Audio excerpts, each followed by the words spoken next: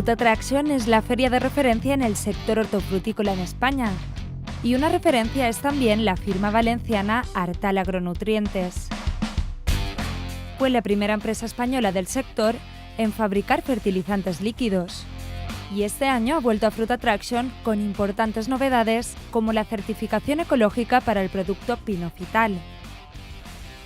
Pinofital es un producto a base de cobre y pinofitas. Las pinofitas son unos extractos vegetales de pináceas que conseguimos con ellas mejorar y potenciar el efecto del cobre en los cultivos. Es un producto totalmente ecológico, siguiendo tanto la normativa europea como la normativa americana, producto libre de residuos y es un producto muy interesante para los retos que presentan hoy en día la agricultura. Pero no es la única novedad. Presentamos tres productos: Mobile K, Superset y Big Fruit. Mobile K es un potasio de alta movilidad, especialmente desarrollado para la maduración de frutos.